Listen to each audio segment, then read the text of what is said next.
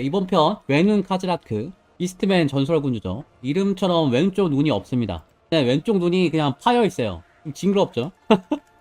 이 왼쪽 눈이 없는데 이 친구가 왜 외눈이 되었는가 그 얘기를 해드릴 텐데, 사실 이게 소설이 있는 게 아니고 룰북의 설정으로 들어가 있습니다. 별로 자세하게 안 써 있어요. 그리고 엔드타임 소설에서 잠깐 주인공처럼 나오는데 사실 그게 끝이거든요. 그리고 그 정도가 사실 최고 아웃풋이야. 보통 비스트맨들은 다 개죽음을 당해. 근데 그 중에서도 카즈라크가 좀 장렬하게 역시 개죽음을 당하는데,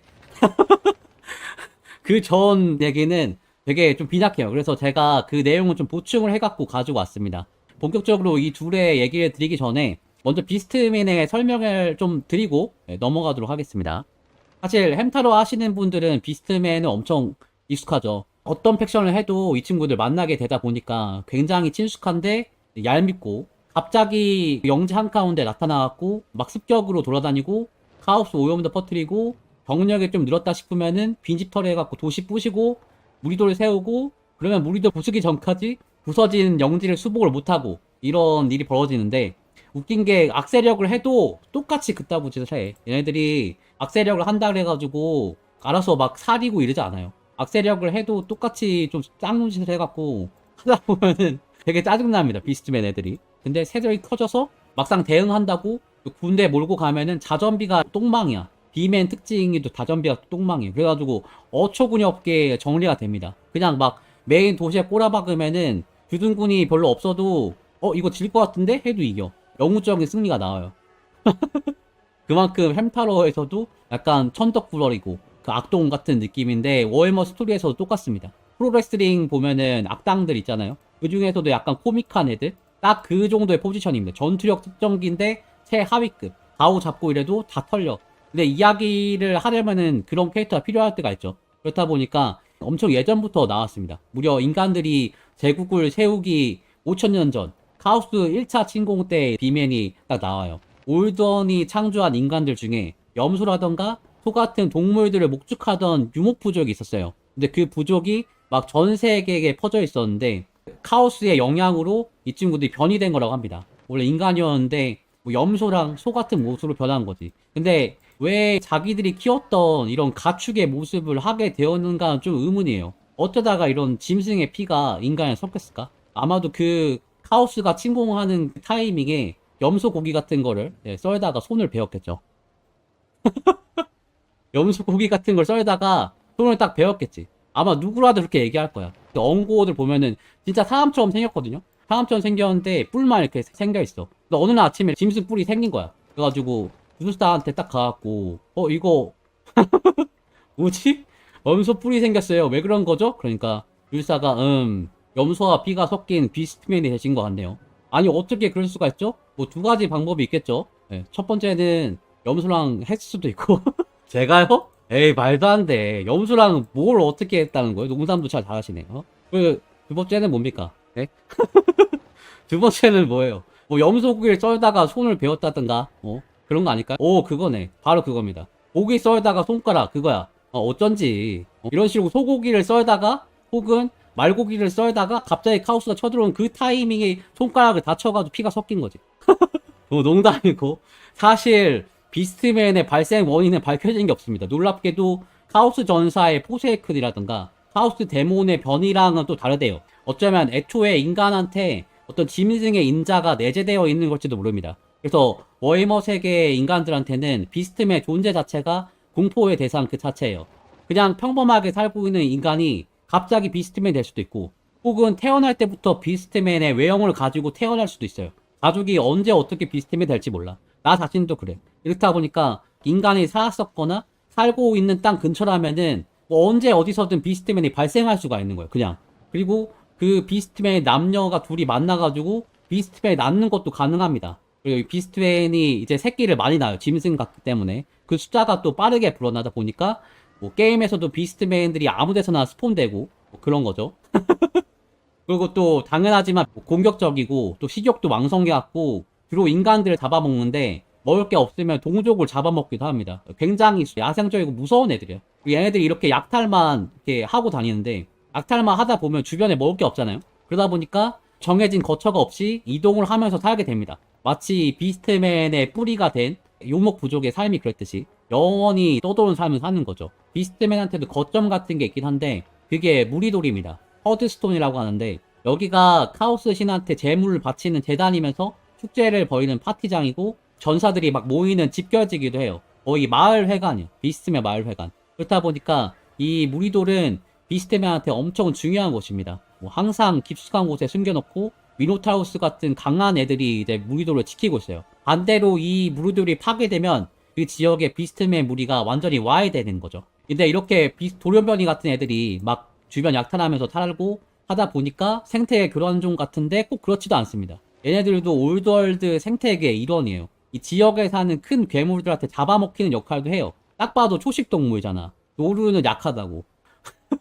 무시무시한 워해머 세계에서는 비스트맨도 포식자가 아닌 피식자가 될 수 있는 거죠. 비스트맨 숫자가 막 늘어나지 않고 어느 정도 유지가 됩니다. 그럼 가장 큰 비스트맨의 서식지는 어디냐? 바로 제국 중앙에 있는 드락발트 숲입니다. 여기 드락발트 포레스트라고 써있죠. 드락와일드라고 되는데 발음이 발트래. 이쪽에 비스트맨이 제일 많이 살고 있대요. 아주 울창하고 거대한 숲이어가지고 살기도 괜찮고 숨을 때도 있고 주변에는 인간들도 있고 만만한 고블린도 있고 뭐 얼마나 숲이 울창한지 우드엘프들도 살고 있고 하다 보니까 비스트맨도 자연스럽게 이 숲의 생태계의 한 축을 담당하고 있는 거죠. 뭐 심심하면은 인간 마을 약탈하고 숲에서 야영하다가 밤 되면은 숲 괴물들한테 잡혀먹고 다음날 고블린이랑 막 영역 다툼 하다가 우드엘프 나오면 막 도망가고 또 운 좋게 살아남다 하면은 소주 한 짝 가져와갖고 무리돌에서 막 제사 지내고 죽은 친구들을 구워가지고 바베큐 파티를 합니다. 얘네들은 같은 비스트맨을 먹으면은 힘이 전해진다고 믿거든? 일상이에요, 그게. 강력하고 존경받는 비스트로드가 죽으면은 비스트로드가 힘이 제일 세잖아? 그러니까 나중에 살아남은 애들이 흑흑 대장님 너무 맛있습니다 이러면서 먹는 거야. 그러다가 또 술 떨어지면 또 옆 동네 털러 가고 비행들이 다 이렇게 사는 거지. 이게 인생이지. 이 드락발트라는 곳이 원래부터 비스트맨 천국이었냐? 그건 아닙니다. 왜 이 비스트맨이 여기서 이렇게 많이 살게 됐냐면 놀랍게도 여기 선제국이 있었어. 여기 사람들이 살았어요. 드락발트 숲에서. 그렇다 보니까 비스트맨이 막 늘어나는 거지. 벌써 대장을 잡아먹고 맛을 느끼시는 분들 계시네요. 그 흔적이 햄타라에서 나옵니다. 나라가 멸망했기 때문에 드락발트 지명은 없습니다만 룸팽이 있어요. 칼프한츠 퀘스트를 하면은 얻을 수 있는 야수학살자라는 이게 드락발트 룸팽이에요. 원래 룸팽이 12개가 있는데 그 중에 한 개는 칼프한츠를 해야 나와. 칼프한츠를 해야 12개의 룸팽을 다 껴줄 수가 있어. 여기 드락발트가 망했기 때문에 그런 거죠. 왜 망했는지에 대해서는 여러 가지 이유가 있습니다만 결국 비맨 때문에 그렇습니다. 드락발트의 원래 수도는 알트돌프 위에 있는 카르푸르크였습니다. 요 카르푸르크가 드락발트의 수도였어요. 근데 비스트맨이 하도 막 쳐들어오고 하다 보니까 마을 만들면 부수고 영토 유지가 불가능할 정도였다 보니까 결국 영토가 미네란트랑 노르들란트 쪽으로 흡수됩니다. 이 정도로 비맨이 무서운 애들이에요. 근데 왜 이렇게 위험한 놈들을 발멸시키진 않았냐? 태생이 불명이어가지고 완전 박멸이 어려운 곳도 있겠습니다만 사실 감당 못할 정도가 아니었거든. 작은 마을들만 좀 위험하지 이게 제국 전체의 안위를 위협할 만큼 대규모 군대가 생기고 그렇지 않았습니다. 비스트맨들은 뭉치는 애들이 아니야. 얘네들이 막 군대를 형성해갖고 제국을 위협했으면은 제국이 드락발트 숲으로 대군을 끌고 갔겠지. 근데 그게 아니고 얘네들의 무리가 어느 정도 커지면은 같은 비스트맨끼리도 싸워요. 그러다 보니까 별로 위협적인 정도는 아닌 거죠. 지키고 있으면은 요새로 들어와서 꼬라박는단 말이지. 그래서 괜찮았는데 엔드타임 바로 전 시기에 비스트맨 중에서도 완전 돌연변이가 태어납니다. 그 친구가 카즈라크예요. 카즈라크는 다른 전설군주처럼 태생이 막 특이하고 덩치가 크고 막 힘이 세고 그런 건 아니야. 물론 피지컬이 있긴 있는데 딱 봐도 보통 그 고어 비맨 병사같이 생겼잖아요. 근데 카즈라크는 다른 애들이랑 아주 다른 점이 하나 있었어. 본능을 억누르고 기다릴 줄 아는 놈이었어. 해무도 장난감 가지고 놀면은 환장을 하거든요. 사냥을 해야 돼. 이게 두더지 장난감인데 두더지가 나왔다 들었다 하면은 참을 수가 없어. 그냥 막 물어뜯어 머리를. 이게 야수의 본능이야. 하지만 카즈라크는 달랐어. 진짜 인내심이 많고 완전 교활한 놈이었고 자기가 원하는 때가 올 때까지 언제까지 기다릴 수 있는 그런 아주 교활한 포식자. 마치 인간처럼. 그런 카즈라크가 활동한 주 무대가 바로 드락발트입니다. 원래는 그냥 워고 싸우는 고어 중에 한 명인데 평상시처럼 마을 습격하고 막 축제가 열려가지고 한창 막 즐기고 있는 와중에 대장이 힘이 좀 빠진 상태에서 결투를 신청해요. 그리고 그대로 이겨서 대장이 됩니다. 평상시에도 이길 수 있었는지 아닌지는 중요하지 않아. 확실하게 이길 수 있을 때까지 기다린다는 점이 중요한 거지. 다른 비스트맨들은 그런 걸 못해요. 자기가 대장을 죽이고 싶고 이러면은 벌써 막 침이 막 질질 나와. 참지를 못해. 근데 카즈라크는 자기가 이길 수 있을 때까지, 확실하게 이길 수 있을 때까지 참아요. 이게 다른 점이에요. 그래서 카즈라크가 대장이 되니까 비스트맨 무리가 엄청 커져요. 이기는 전투만 하니까. 그리고 비스트맨이 싸우는 방법도 달라집니다. 되게 무서운 친구예요. 원래는 식량 떨어지면은 그때마다 나가가지고 운송마차라던가 마을에 막 정면을 꼬라박고 죽고 하는 게 정상이야. 그게 비스트맨의 일상이야. 원래 비맨이 그래. 그런 개죽음을 당해야 돼. 근데 갑자기 애들이 다르게 움직여. 병사들을 막 먼저 공격한다든가 한밤중에 기습을 한다든가 지능적으로 전투를 하고 카즈라크가 또 직접 잘 싸운 애를 선별해갖고 병사를 구성해요. 그러니까 제국이 힘을 못 써. 싸우는 방식이 너무 다른 거야. 그리고 카즈라크의 또 다른 특징, 사냥개를 잘 씁니다. 카즈라크를 보면은 무기로 가시채찍을 쓰거든요. 이 채찍을 들고 있는 게 카즈라크의 취향이 아니고 카오스 사냥개 조련용이에요. 카오스 사냥개를 조련하기 위해서 가시채찍을 들고 다니는 거야. 그래서 기습을 해갖고 적이 막 홈비백상 도망가면은 걔들을 막 풀려가지고 한 명도 빠짐없이 다 불러 죽이는 거야.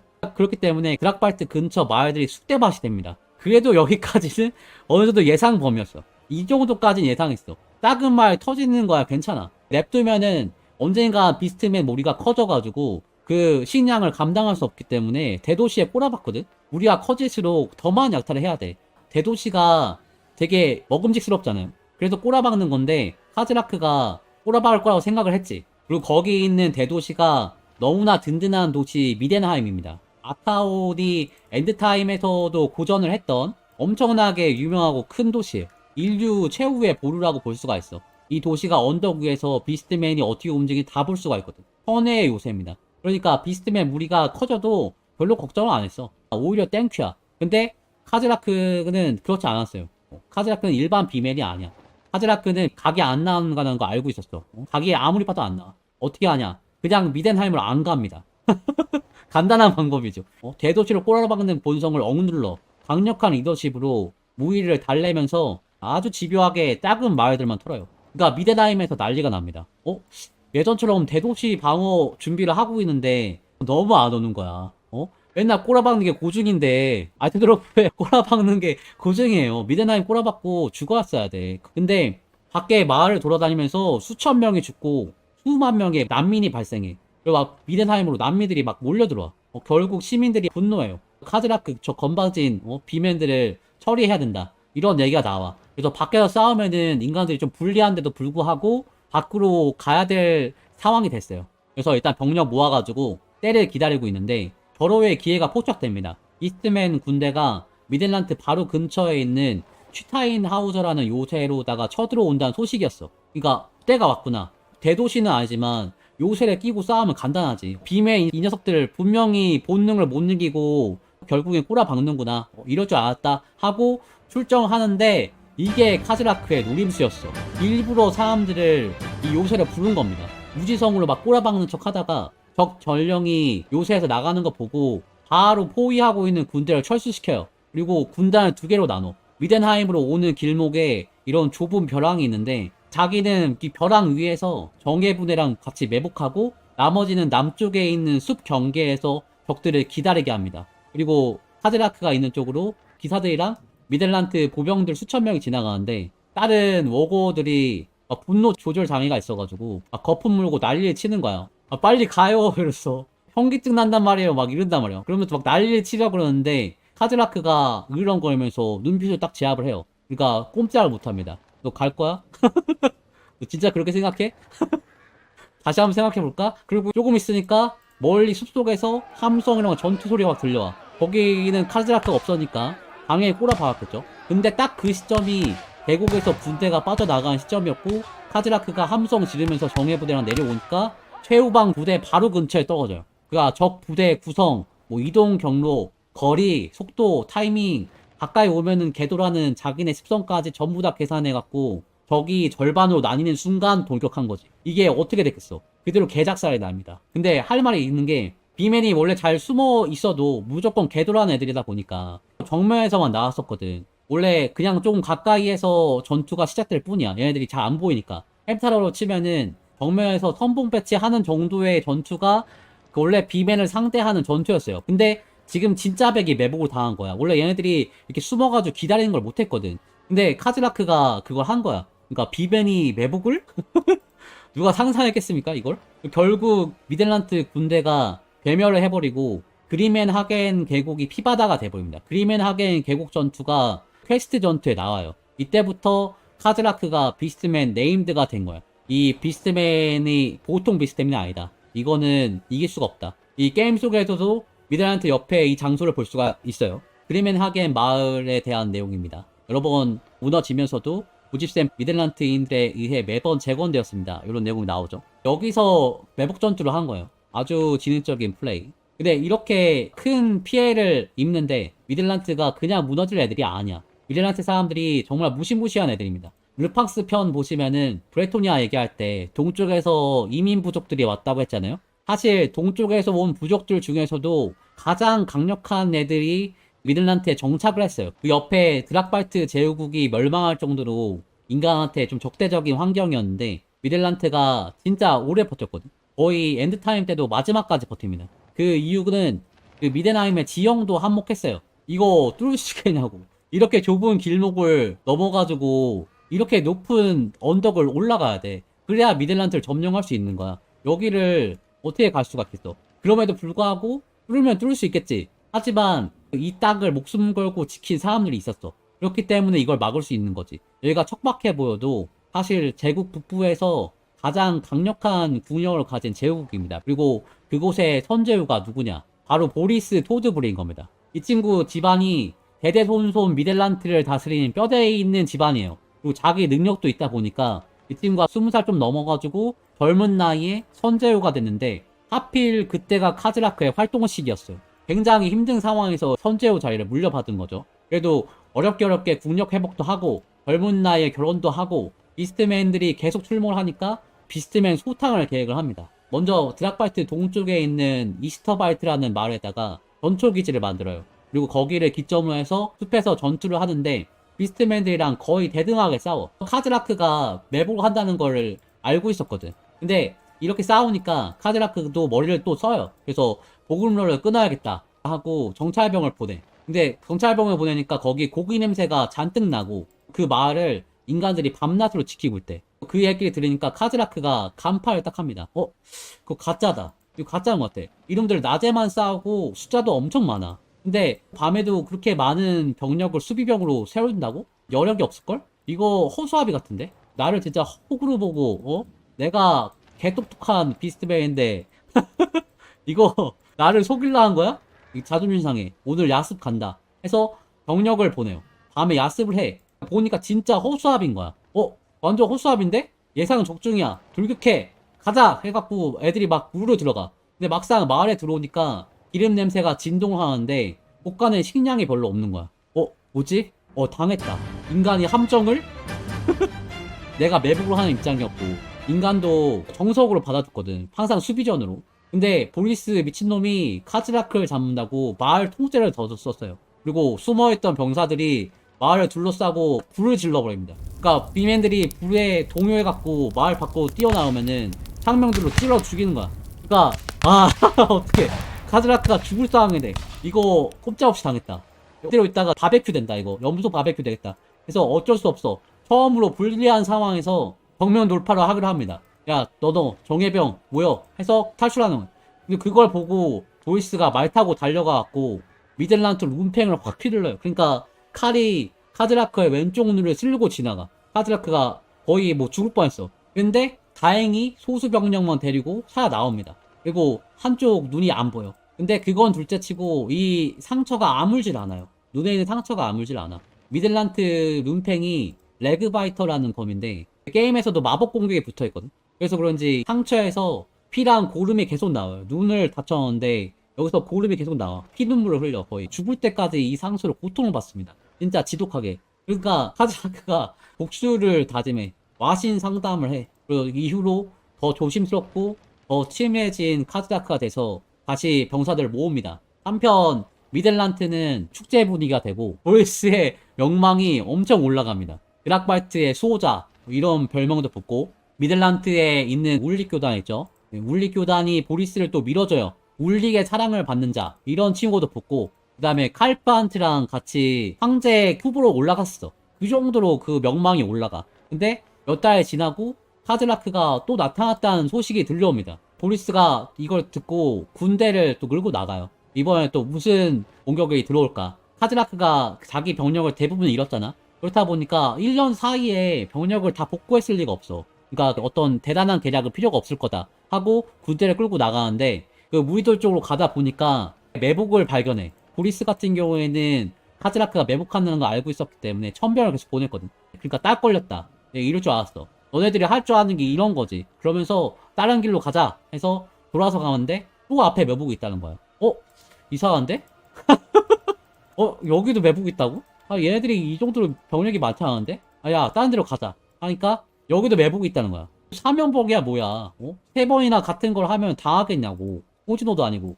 근데 생각해보면은 병력을 셋으로 나눈 거잖아, 그치? 아까 첫 번째, 두 번째 매복했던 애들 다 빼고 싸우는 거잖아? 오히려 좋다. 박개급파 가자 하면서 공격을 하는데, 사실 이걸 카즈라카가 유도한 거였고, 그 매복한 그 앞에 함정이 있었어. 앞서가던 기병들이 막 구덩이에 빠지고, 뒤에서는 다른 길에서 매복하던 병력들이 숲을 가로질러가지고 군대를 쫓아와서 사방에서 나타납니다. 완전 샌드위치가 돼버린 거예요. 결국 수많은 미델란트 병사들이 죽고 보리스도 말에서 떨어져요. 그리고 이제 죽었구나 하고 있는데 아수아장이 된 전장에서 카즈라크가 다가옵니다. 그리고 한참 고민하다가 더 가까이 와요.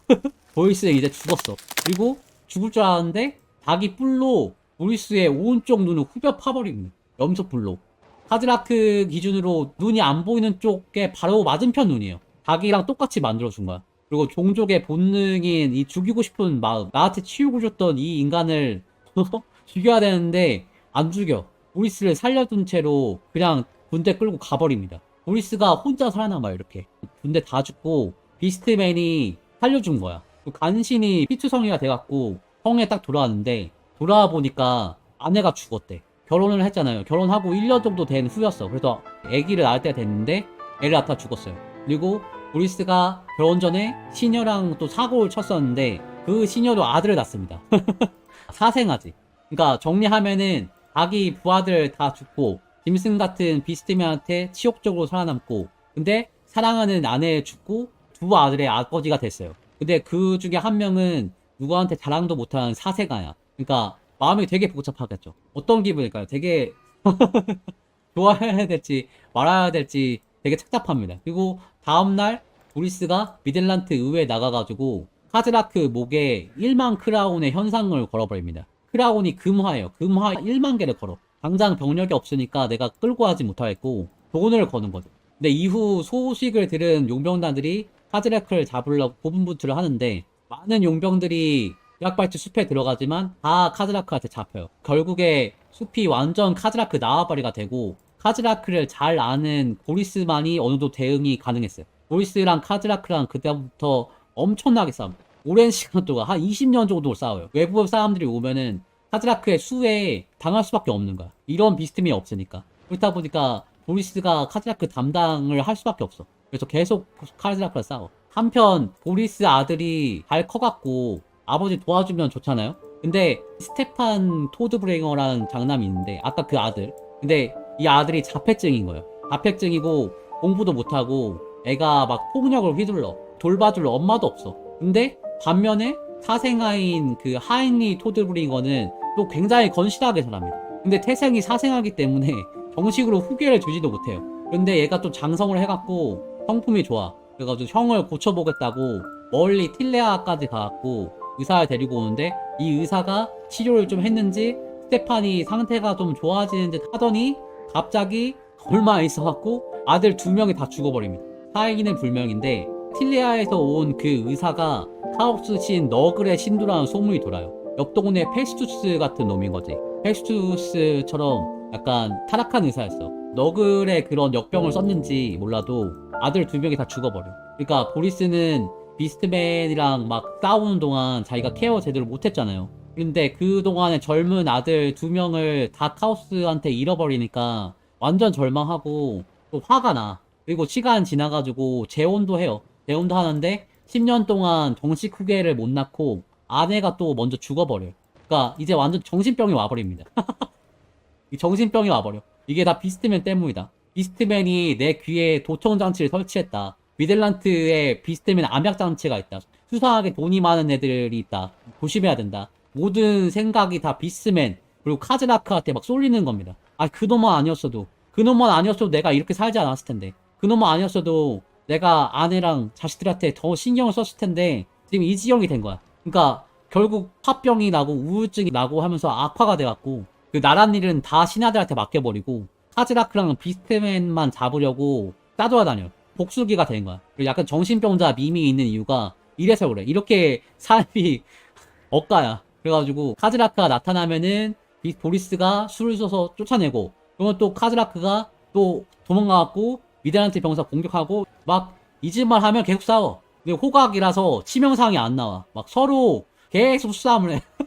이렇게 엔드타임까지 갑니다. 엔드타임까지 이 짓을 해요. 근데 제국이 팔판치를 필두로 카오스에 대항해갖고 병력 모으고 발타자르 벨트가 마법으로 막 방어선 구축하고 하는데 아타온 군세가 나타나갖고 히슬레프부터 내려오면서 방어선을 뚫어버려요. 네, 이 얘기는 그 에콜드 헬브라스 편 보시면 나옵니다. 햄리니 공략에 나와요. 그리고 비슷한 시기에 제국 사방에서 공격이 또 들어와요. 남쪽에선 눌룬 아시죠? 사무칸 그에서 나오는 제국 대도시 이 눌룬에서 깡필이 이끄는 스테이븐들이 땅굴 타고 겁나 튀어나와가지고 눌룬이 함락됩니다. 깡필이 함락시켜요 결국에. 그리고 또 바다에서는 너굴 부대가 상륙작전을 해요. 세 갈래로 막 갈라져갖고 마린부르크 함락되고 여기 노르들란트 들어오고 이런 상황에서 상황이 계속 악화되는 거야. 칼라병란드도 무너지고 결국엔 알트드로프까지 들어와. 알트드로프에서 브레토니아 지원군, 그다음 블라드 퐁팔슈타인 얘기할 때 나왔죠. 그래서 어찌저찌 막아요. 근데 1차 방어선이 다 뚫려버렸어. 추가적으로 막을 수 없는 그런 상황이 돼요. 그렇다 보니까 남은 사람들이 목숨을 걸고 카오스 오염도 피해가면서 북쪽을 돌파해서 마지막으로 남아있는 미덴하임으로 가요. 진짜 완전 절망적인 상황이가.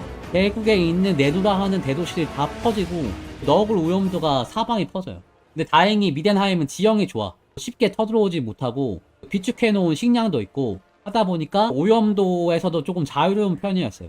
그리고 알트도르프에서 발텐이라던가 그레고르 마탓 같은 그런 쟁쟁한 영웅들도 도착을 합니다. 여기서 막으려고. 그리고 이 친구들은 울프릭이라던가 카이로스 편 보면 나오죠.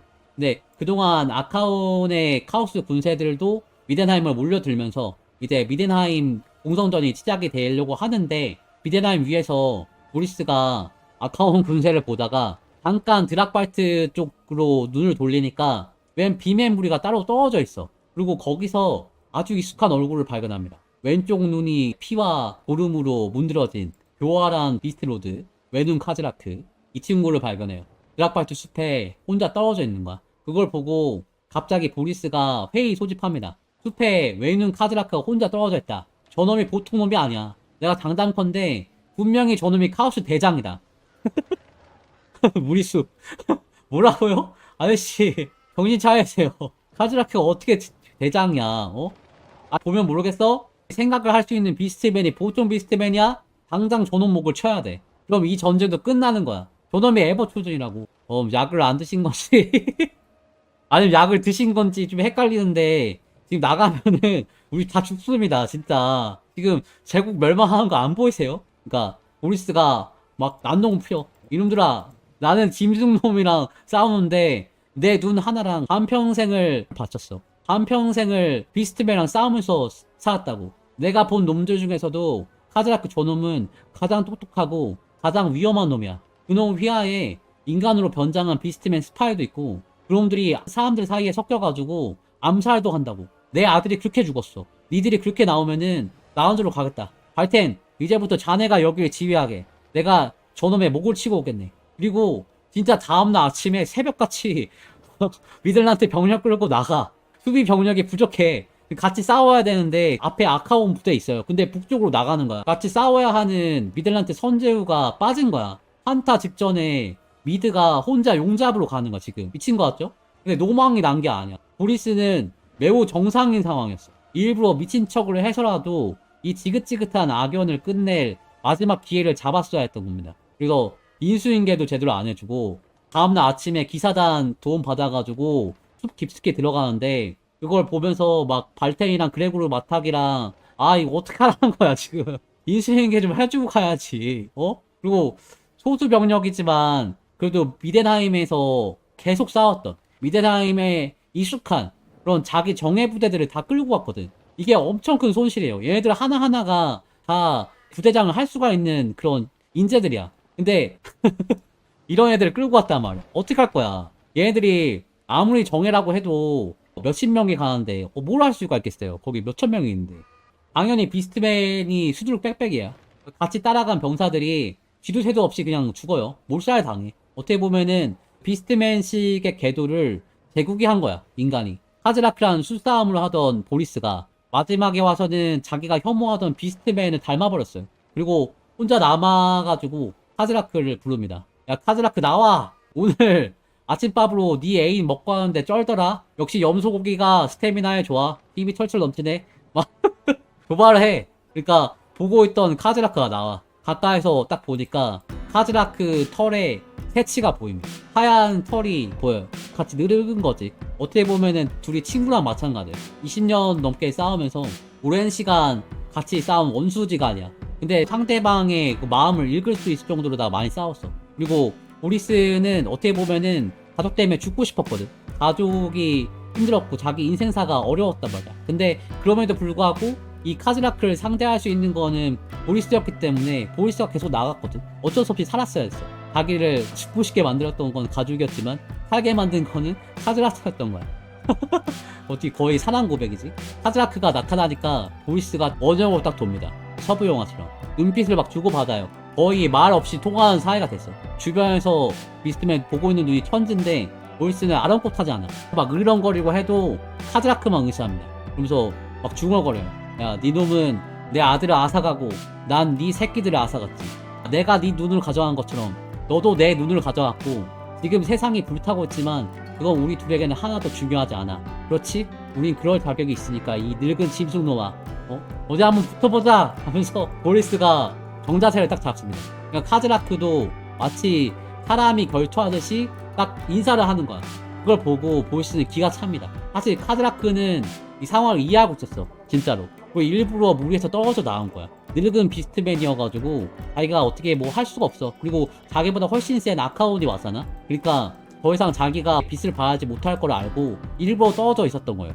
보리스랑 같은 생각을 하는 거야. 어떻게 보면 둘 다 포효하면서 칼을 주고받는데 거의 호각으로 싸웁니다. 서로 잘 알다 보니까 유효타가 안 나는 거지. 카즈라크가 막 채찍으로 발 걸어가지고 보리스를 넘어뜨리려고 그러면은 보리스가 점프해갖고 막 피하고, 보리스가 카즈라크 목을 노리고 탁 하면은 카즈라크가 막으면서 물러나고, 막 어찌나 치열한지 몸에 이제 진흙이 달라붙어가지고 진흙 투성이가 돼요. 근데 마음과 다르게 몸이 나이가 들었잖아요. 결국 보리스가 힘이 풀려가지고 손에서 방패를 떨어뜨려. 그리고 칼로 카즈라크 공격을 막다가 다리 힘도 풀려요. 그리고 결국 무릎을 꿇습니다. 이어지는 카즈라크의 공격이 성공을 하게 되고 보리스 몸통을 딱 찔러가지고 피가 줄줄 새어나요. 그걸 보고 주변의 비스트맨들이 막 흥분해하고 소리를 막 질러대요. 피냄새 나니까. 근데 카즈라크도 흥분했어.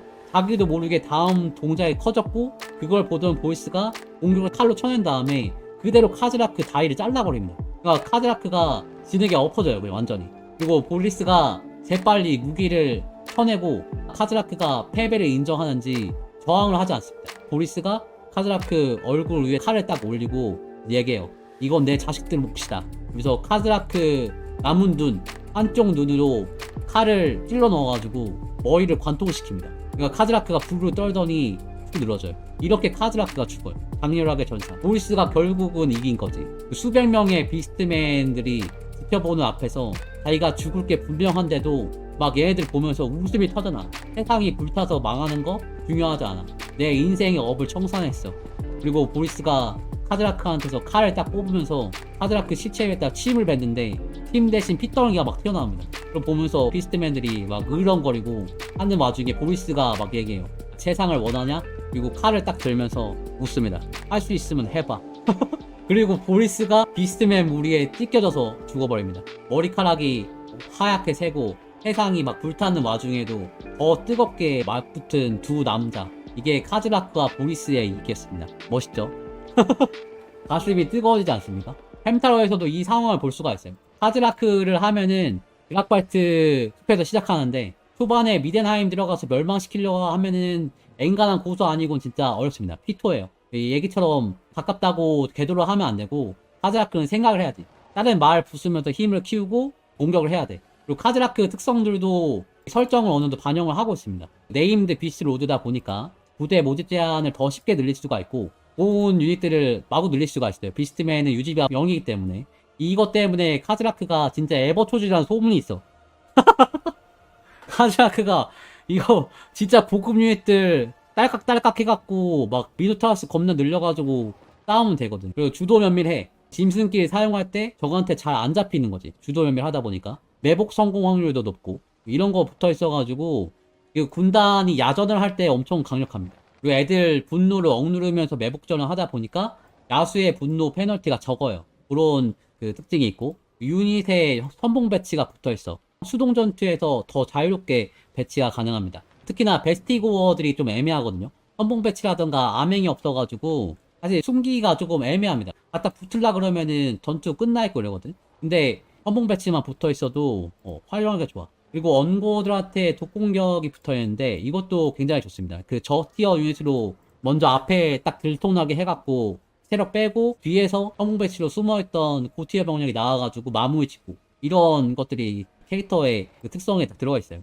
전용 스킬에 또 댕댕이 강화도 들어있고 전체 군단 지원 범위 증가 이런 것도 들어있어요. 그래서 그 매복을 여러 번 하는 그런 거가 실제로 가능해. 재밌는 효과가 많이 있습니다.